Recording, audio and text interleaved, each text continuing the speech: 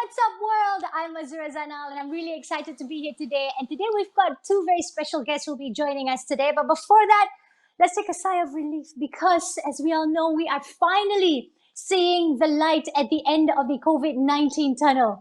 Hopefully, I'm crossing my fingers at least. Okay, but we also know that the pandemic's impact on our economy is going to last for a number of months. So what does this mean for our workforce? And we're talking about both current and future. And what can they do to prepare themselves for the uncertain times ahead? Joining me today, we have two very special people. And I believe they also have a lot of experiences that they can share with us. Ladies and gentlemen, a big round of applause for our first guest for today. I'm going to introduce to you Indra Dhanu Dipak from PwC Malaysia. Hi. And of course, our next guest is Dr. Foo Yin Fah, the Associate Head of School of Social Sciences and Edinburgh Business School, Heriot-Watt University Malaysia. They'll be sharing with us about their thoughts and their tips and how we can expect and foolproof ourselves in moving forward. So, can I get Dr. Foo and, of course, Indra to give me a thumbs up if you guys are okay?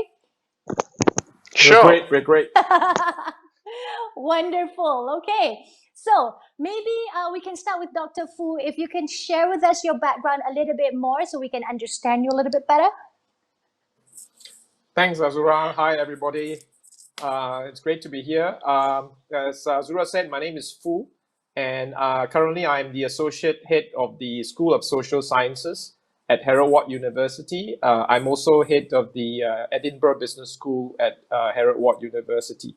So my background actually is in accounting. So I started out as an accountant many years ago.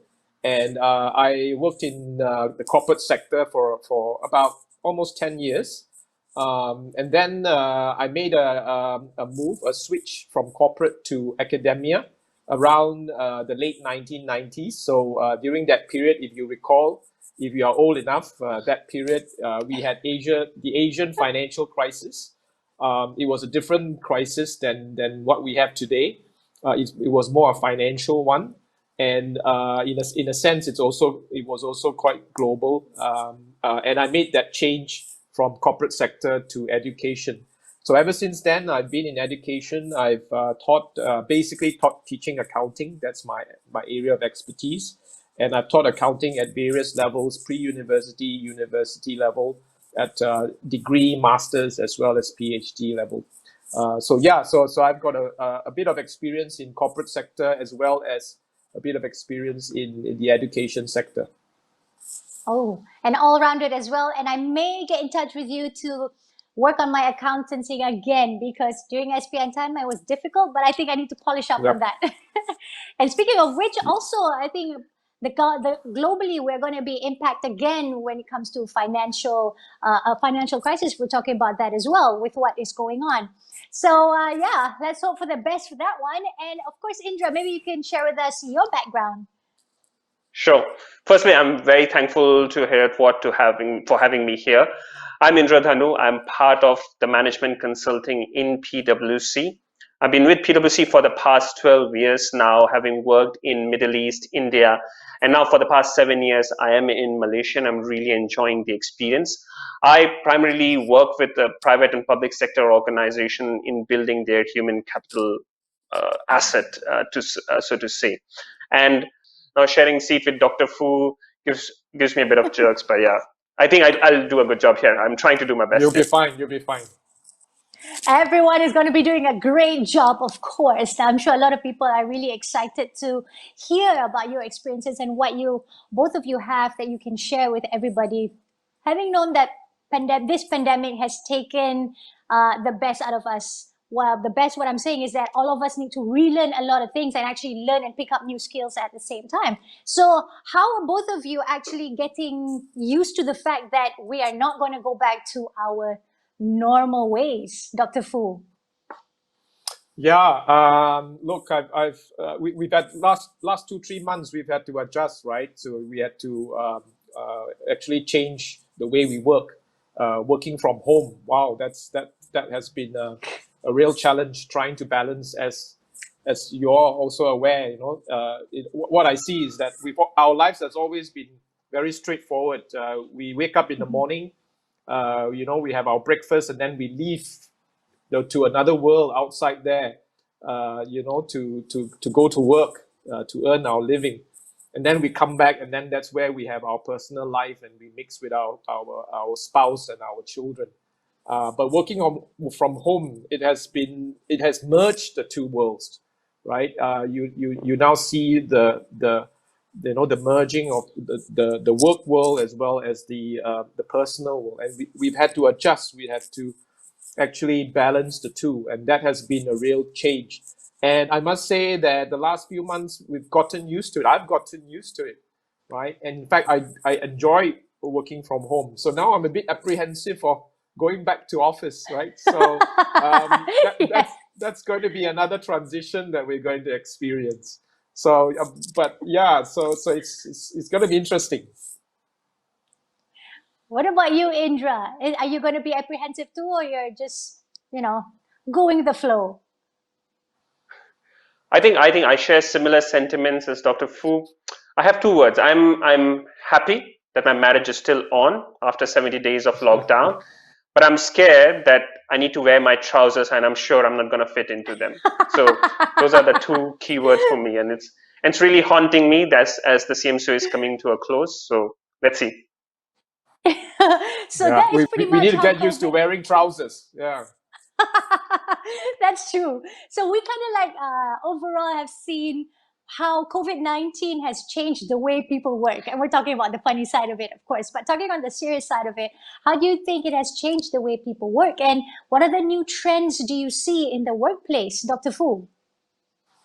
Yeah, one of the things that definitely I think is felt by many of us is the working from home, and I think in the past, a lot of employers have really not really looked positively in this idea of allowing employees to work from home.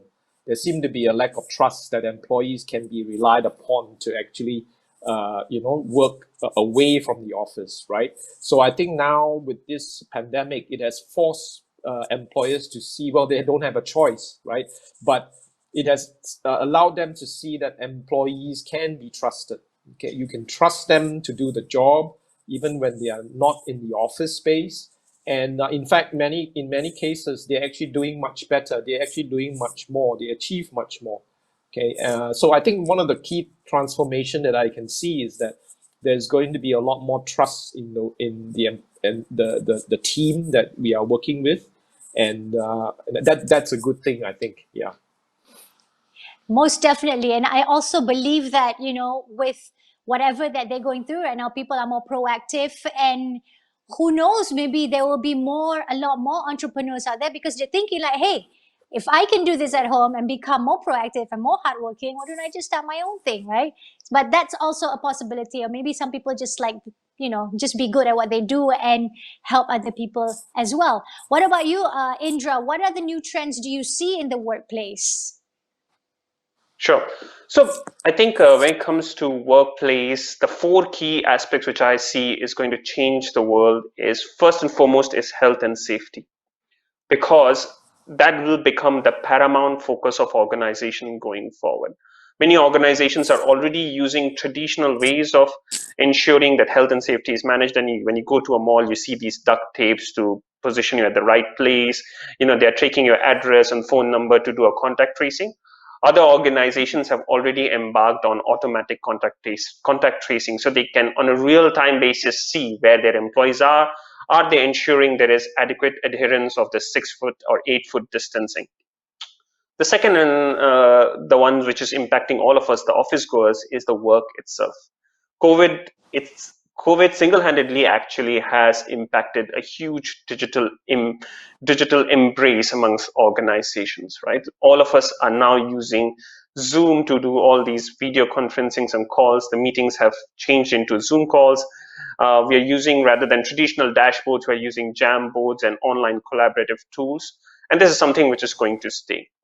Third key aspect is obviously managing productivity and engagement. So as Dr. Foo was mentioning earlier, that organizations have now realized that they can actually trust their employees and they can let them to work from their home, and the productivity will still be managed. But at the same time, organizations are also taking extra effort to engage their employees, because they don't want out of sight and out of mind scenarios, but they want to keep their employees engaged. And lastly, the most important one for me is actually the upskilling of workforce. So all of us have, in a very short span of time, have upskilled in various ways, be it new technologies we have learned, and new ways of working we have adjusted our lives to. So these are the 4 key areas I feel has impacted just because of COVID, and is something which is going to stay. Yeah. So that's definitely it. I mean, the 4 keys that impacted not just employer, employee, but also the organizational behavior at large as well. So with all these trends that you're seeing, it is absolutely evolving. But can you share with us, what are the pros and cons of these trends, Dr. Foo?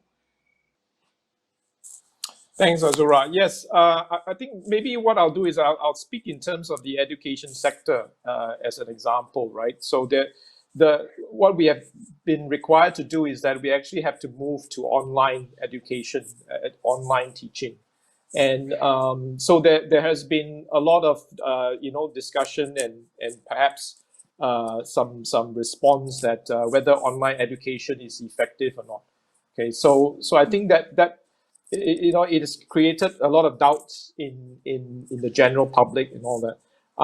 So that perhaps is some of the negative side of this pandemic, when there's a transformation and people are questioning the present model.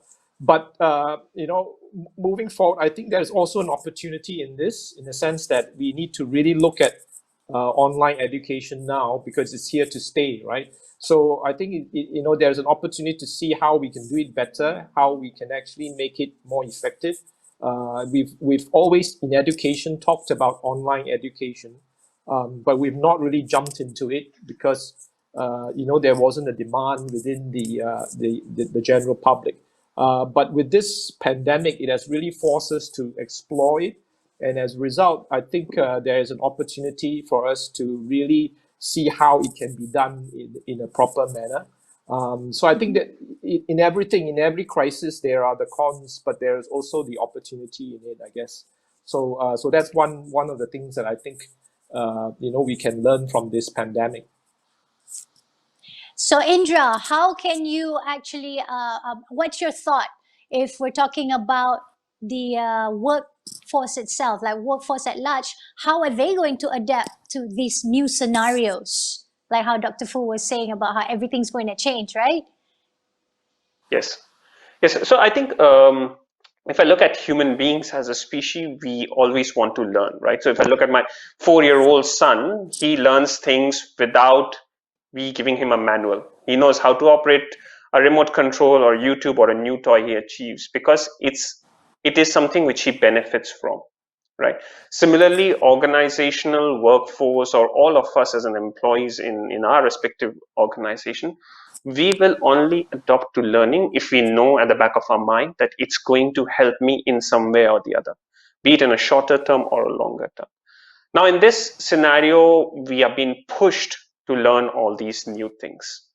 And we know that, and all of us to a large extent know that if we have to survive in our organizations, we have to learn. We cannot say, oh, I will go back to my traditional calling methods and I'll pick a phone and dial in, but I have to do a video call. I cannot say that, we will go to a dashboard because I have to adopt a collaborative tool. Similarly, if you see around the world, the digital uptake of things have increased. All of a sudden, people who were not using Grab Food or any of these e-commerce platforms are forced to do so. So in this way, I think we, as a species, we are very adaptive in nature. We just need to, or organizations need to channelize it to the right direction and make sure that people understand that it's for their own benefits, so that they can progress and strive in the future world, right? So I think employees at large, people at large will adopt it. Obviously, there are some initial hiccups. People are going to face some challenges. But if, as organizational units, as governments, as businesses, if we focus on focus on our employees with a bit more empathy, give them the necessary time to upskill themselves, I think we'll be able to come out of this challenge curve very soon. Yes.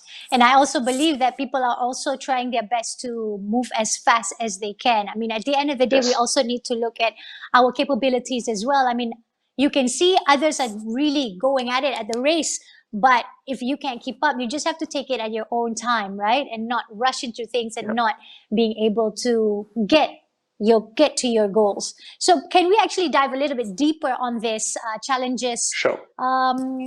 Basically, we want to talk about those who are about to get into the working world, you know, getting into the workforce. What kind of challenges do you think they might face, Dr. Foo? Well, actually, before COVID-19, there has already been a global disruptive force, right? The Industrial Revolution 4.0 was already here. And people were already talking about digitalization and the the rise of the artificial intelligence and robotics, right? It's going to take over, our daily routine type of jobs. So I think what the pandemic has done is really to accelerate this. Okay, I think what we are already seeing is that, like what Indra said, there's a lot of uptake of technology. So we are now relying on things like video conferencing a lot more, and those who are afraid of video conferencing, had to adapt and things like that. But to me, the technology part is not new. It's already, it's already been here for the last few years. And I think, as I said, this is just an acceleration. So I think people who are coming on board, coming out of university and joining the workforce, I think what they must realize is that when they want to start a career, it's not necessarily so much the knowledge and skills that they acquire, and it's a lot more about their character and attributes, because what the technology cannot do is really about human emotion, human decision making, human judgment, right? So that's where our strength lies. So I think what fresh graduates coming out, they need to know is they need to have that resilience. They need, and I think either Azura or Indra, you have mentioned about empathy. So you need to have that empathy. You need to have that flexibility, right? So it's not just about finding going for to do a job, okay? But there must be a purpose of doing it. So I think that's some of the things that I think fresh graduates coming out should realize, that it's not so much about knowledge and skills now, but really about character. Yes, definitely, because I also believe that with what is happening too, that the competition are going to be even higher. Like you said, yes, Absolutely. It's not just about having the skills and the knowledge that you do, but the empathy. But this will definitely create a bigger impact on the success of people who are actually going out there to look for jobs and careers. As you mentioned, Dr. Foo, with AI, if I'm not mistaken, I was watching the news, and there was this girl who said that she's actually worried because at the restaurants you have robots taking in orders and whatnot, but at the same time it's not going to be the same, because there's pretty much no empathy to that, because it's purely robotics, right? So for Indra, how big of an impact do you see this would have on the success of people actually going out there to look for jobs, knowing the fact that the competition is going to be so much higher now? Sure. So I think, as Dr. Foo mentioned, that these challenges, what we see today, was always there, even before COVID happened. What COVID has done, it has just fast forwarded it. The impacts of it, we are facing it more brutally, and it's coming out very sharp at us. So any new joiner or even the current workforce is going to face, I think, two key challenges. Firstly, they should be preparing themselves for a steep competition. In the coming months and the coming years, the competition will significantly grow, not only for the people who are looking for jobs, but even for the employees. And to manage that competition, you need to be really agile. because if you see the market has changed so drastically, all of a sudden new skills have come up or new requirements of jobs have come up. If you are not able to move along with the market at the same pace, it will cause you to be left behind, and you really don't want to be left behind in this race, right? So that's how I see some of the challenges.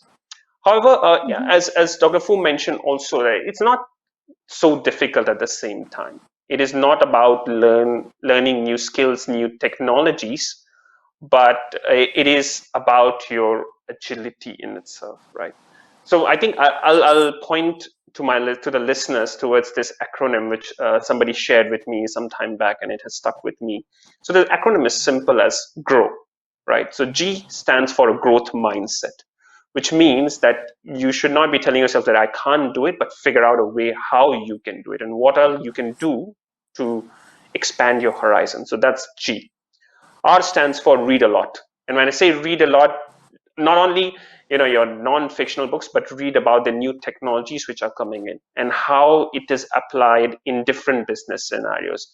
We all know about blockchain, which is used widely in cryptocurrency. But do we know that blockchain can also be used in medical records? Do we know that drone is not just a fun thing to take nice videos, but it is actually helping medical sector? So try to read a lot about these areas. O stands for opinion.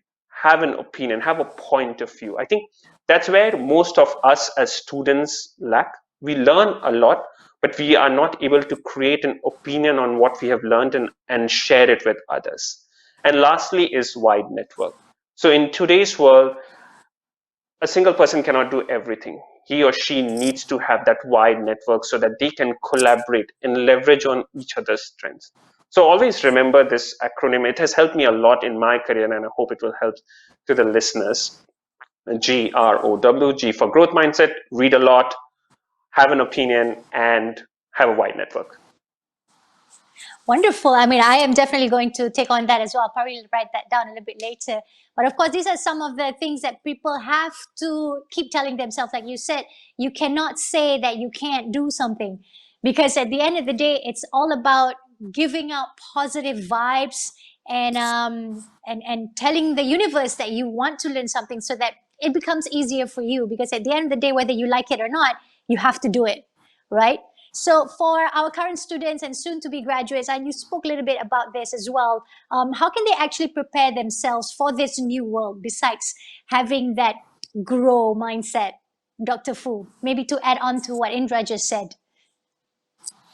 Well, something that we do at Heriot-Watt University, we actually our approach to education is one where we call positive education, right? So a lot of our students here, we actually put them through what we call an empower program, where they are actually you can say taught things like empathy, gratitude, resilience, emotional intelligence, and things like that, which is key to actually preparing yourself. So if you come to Heriot-Watt University, you're actually going to experience that sort of program, which will prepare you for this uncertain world moving forward. But if you are not, you're not with us, then I think this is something that you will have to search out. I think Indra's acronym GROW is very, very appropriate and very, very apt. The other thing I think students need to really be aware that it is life is really an infinite game. Okay, so this game of life that we are all experiencing together, there is no end. I mean, of course, there's an end to it, but as you explore it, it's the journey that matters. Okay, it's not the end, right? So it's the journey. So it's really an infinite journey that you go through, and as a result, you need to have a longer term view of things. And so I think one of the things that this pandemic has done is that it has shown people that material things are not that important after all. If you have a Ferrari, what's the use of the Ferrari if you can't go out, right? What's more important is your health, and you should preserve your health. Yeah. So so people who spend a lot of money in terms of vices that we have, what's the point of that? Because at the end of the day, what matters is your health and all that. So I think these are some of the things that young people today moving out into this really, really uncertain world need to understand and really appreciate what is the important things in life. So I think that's what they should look for, what is really important and what really matters. True. And I also agree to the fact that, you kind of like going back to basics and appreciate your life, what you have, and not the things that you want. But I may have to add that I think the material thing that we all need that is very important would be our gadgets and our laptops. For this new world, this there's is what always we need. exception. Yeah. So not the cars and not our Wi-Fi, else, but yes, exactly. All right. We're going to take a short break for now. We're going to continue on a little bit later and talk a little bit further. But right now, let's take a short break. Maybe you guys can grab a drink or something while you out there take a look at what we have in store for you right now. It's time to make your future. All you scientists, designers, engineers, entrepreneurs, and tech innovators, break ground, build bridges, build something we don't have a name for yet. Forget the status quo, forget stereotypes. Go global. Change your environment, change the environment. Maybe just leave the world a better place than you found it. Like we have for nearly 200 years, now it's your turn. Be FutureMade at Heriot-Watt University. Welcome back, everybody, to What's Up World. I'm Azura Zainal, and if you just joined us, where have you been?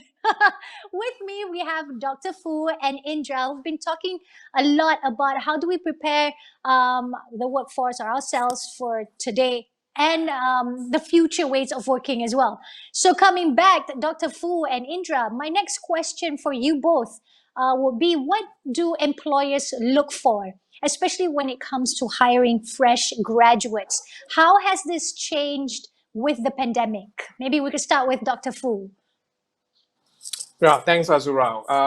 Well, I think Indra, being an employer, would probably have a different perspective. But when I look at, because we also interact with a lot of employers, and I guess, as I said before, besides things like knowledge and skills, I think which is very, very important.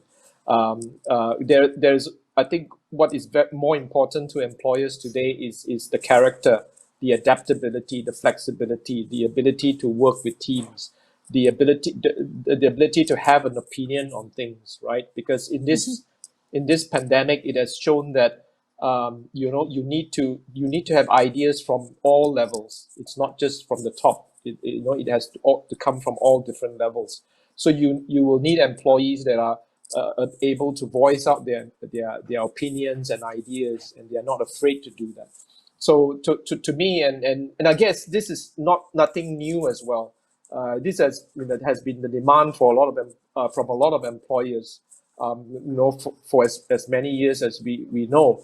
But I think what this pandemic has done is that it has brought this more clearly to the fore, right? So we need people who are have empathy, have resilience, have courage, and they are strong, and they will continue to fight to move the organization forward. So I think again, so students coming out of university, to me, it's not just the paper qualification that you have. It's the growth mindset, as what Indra said.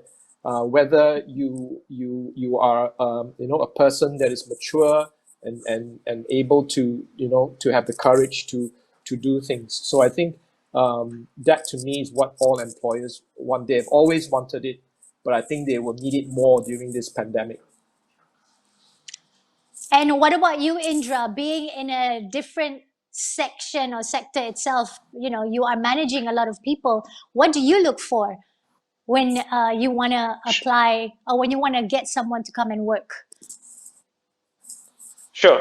So as part of my role, I also interact with other organizations to understand their challenges or what they are looking for in the fresh graduates. And I think something which has come common across many of these organizations, across various sectors, especially when it comes to Malaysian graduates. Employers are looking for students who not only know their technical matter, but know how to apply it. So the application process is very important. Secondly, articulation. So not only understanding the problem, but sharing it with others so that others can understand the problem in simple language and presenting your point of view to it. Thirdly is communication. And communication is an aspect which is not only important because of COVID or because of any other reason. It will become more and more important when you see robots around everywhere. So the people who can really articulate, can communicate, will gain the hour. And lastly, it comes all down to, taking that extra so that you can add value to the organization. If you ask me on a personal level, when I look at a fresh graduate, I look at him or her and think the first thing which comes to my mind that can he or she be the future director or partner in the organization, because we are investing in an individual and we want it to be for a longer run. So can I actually, and that's where the most important thing comes into play, which is, can I trust this individual so that when I give a difficult task to him or her, he or she is able to put the maximum amount of capability into it and give me back the results? Can I really trust this individual in front of difficult clients or customers, right? So from a fresh graduate perspective, in order to prepare for all these, I think the first and foremost thing which I request everybody is that when you apply for an organization, read their website clearly, thoroughly, and not just at a superficial level. Don't try to, understand what they do, but try to understand that, okay, if I join this organization, what kind of skills I'll be requiring, what kind of people I will be dealing with, what kind of conversations I may have, and what I need to really do to excel in that organization. Does my personal value reflects back to the values of that organization? Because if you're not gonna come to a landing where both of your wavelengths match, even if you clear an interview and land up in a job, it will never be a win-win situation in a longer term, right? So I think that's my advice when it comes to job seekers in the market. Of course, it is very important, because at the end of the day, it has to be a win-win situation, because if not, you yourself as an employee as well won't be happy in whatever that you do. It's not just about securing a job. It's about what you can do for the company and what you can do for yourself as well. And talking about that, how would the higher education institutes be preparing for this next generation? I mean, what is Heriot-Watt doing to provide these graduates with the correct tool in order for them to succeed in their future workforce? Dr. Foo, perhaps you can help us with that. Thanks, Azura. I'm glad you asked that question, because I'm very proud that Heriot-Watt University has taken a strategic move to actually focus on the human side in terms of developing our future leaders, right? I think many institutions would want to focus on the technology, which is quite obvious that's important. But Heriot-Watt has made a strategic decision that we also want to focus on the human side of things. So as I mentioned earlier, that we have taken that approach using what is called positive education. Positive education is based on positive psychology. Positive psychology is basically about, as I mentioned earlier, it's about resilience, having the positive mindset to tackle any crisis or any transformative change that you face, which we all face throughout our lives. As I mentioned just now, in this infinite game that we are playing in this life.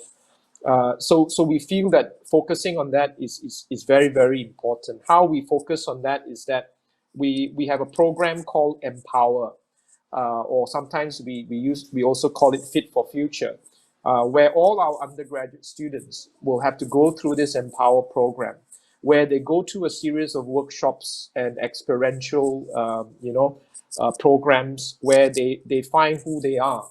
One of the key things about positive education is having a purpose in life. So we strongly believe that one of the things that are lacking among our youth is that they don't know the purpose of why they are here. That reminds me of a saying by Mark Twain. Mark Twain once said that there are two important days in your life. The first day is the day you were born, right? And the second day is the day you find out why you were born.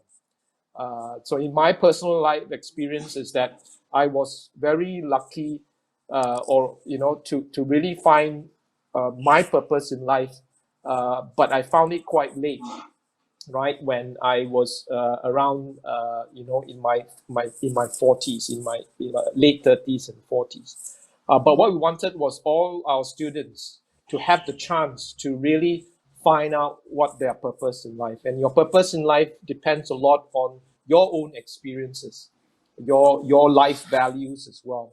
So we have that program, and it's not just about finding your purpose in life, but we also want our students to state what is the impact that they want to make, right, in their lives. So each one of our students, including our staff, including the teaching team, including our professional services team, have got an impact statement. Okay, and my own impact statement is really, I want to change the lives of our youth, to help them realize that business, it can be, a platform for doing good, for serving community.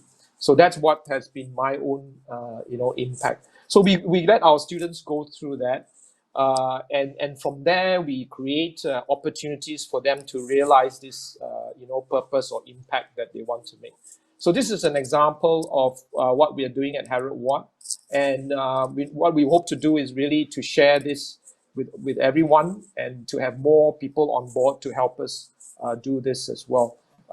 Because we think it's very important moving forward that we have a stronger, a group of young people coming out that would be able to face any challenges that will come. And I'm sure there will be lots and lots of challenges post-COVID, and one of the things that I find useful for the COVID has done is that it's created a crisis environment where we can see opportunities, right? And so that has been a really positive thing that comes out from this whole experience. Well, we definitely believe in humanity. We will pull through and excel in everything that we do. Indra, perhaps you would like to add on to what Dr. Foo has just mentioned. To answer your question, I think I will take a different perspective. I think the good organizations or the good institutions which has excelled in imparting students the right education and prepare them for the future obviously blends the right technical skills, but also, as what Heriot-Watt is doing, builds in the softer aspects of an individual. Because as the world gets constantly robotized, you see more machines taking over, we will need individuals who can interact with individuals as well as with machines and bring up the best of the both worlds, right? And in order to do so, you will need the students and education institutions providing that right balance so that they can prepare for the future. So education institutions which keeps very close ties with what's happening out there in the market, in the business world, strives better and prepares their students accordingly.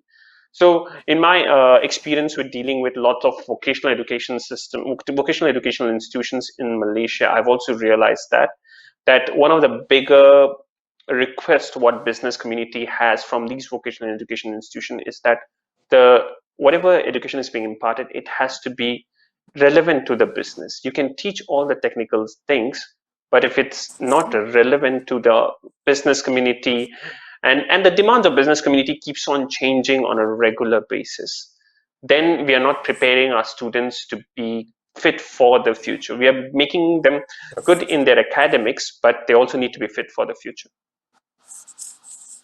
Definitely. Thank you so much. That is definitely something that everyone should look into as well. That at the end of the day, we are constantly changing. We need to be able to adapt and make ourselves better in order for us to be excelling in everything that we do. So I'm going to ask you one last question before we leave. is there any advice, or are there any advice that you can share with our viewers, for me as well, Dr. Foo and Indra, about how we can actually, or what we can actually do to better ourselves and to prepare ourselves for tomorrow's workforce today? What are the things and the advice that you can give or share with us? So I guess coming from education is keep learning. I think that's very important. I think I believe Indra may have also mentioned it earlier, and I wanted to also say this, that many people may think that this is a crisis, right, and this is a negative experience, but I always believe that in all generations in the past, it takes a crisis for us to really become stronger and become better human beings and better communities. I remember my mother's period, my parents' time, right? They experienced World War II, and they survived World War II, and they became a stronger generation. And my generation that came out had to rebuild.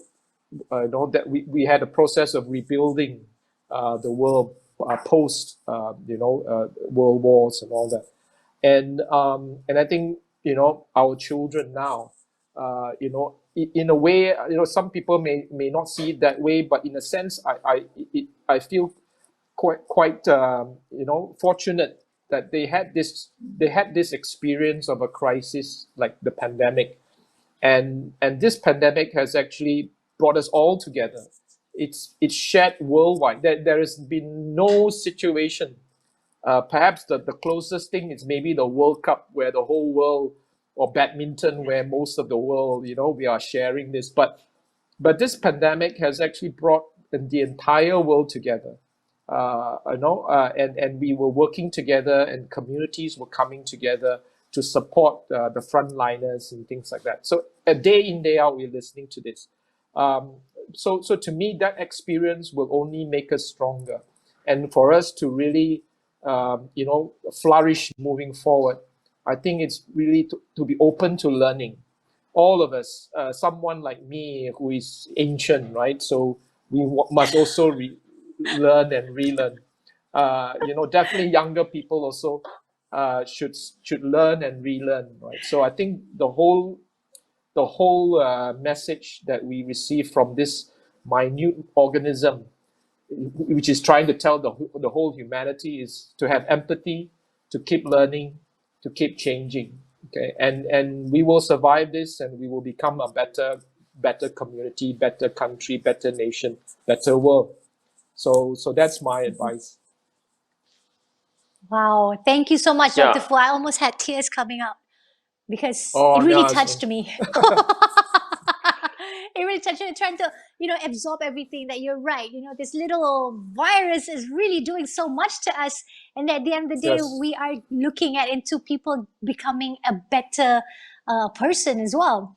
Okay, Indra, moving on to you. What your advice? Yeah, I think I can't disagree with Dr. Foo what just mentioned, right? That if we have to strive in the future, my only advice to all of the listeners is learn, unlearn, and then relearn. Because the world is changing so fast, the learning will continue. And if you are not keeping up pace by upskilling yourself or reskilling yourself, you will be left behind. So yeah, so to all the students and to backbenchers like me, I have once thought that I need to leave the books behind once I leave the university. That's not going to happen, right? That's going to continue. And you need to continuously learn, either through books or through working experience or through even YouTube for that matter, right? So that's my advice to the listeners. Yes. Provided that, all these content creator must now create valuable content, which is what I hope to see as well. Well, this has been quite an insightful... Not too much TikTok. Yeah, exactly, not too much TikTok. Once in a while can, yeah. But actually, yes, Azura, you brought up a very good point from a digital content perspective, and I think I forgot to mention this earlier, but PwC itself has this app called Digital Fitness Assessment. It is a combination of thousands of content when it comes to all the new technologies or new terms you've been listening, be it Bitcoin, crypto, agile, all in one place. And for the upcoming few months, it is free to be used. So if all your listeners, if they want to use the app, just either get in touch with me or maybe we can drop the link of this video so that they can access it later. That's wonderful. Thank you so much for that information. And Dr. Foo, Indra, this has been quite an insightful and very enlightening conversation that I've had. It's really nice. Thanks so much for being part of the show on WhatsApp World.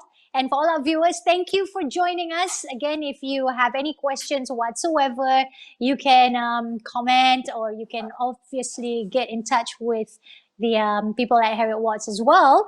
And what are we going to have next week? We'll be talking to, well, you just have to wait and find out, and keep yourself updated through Heriot-Watt University, through their social media and their website, of course.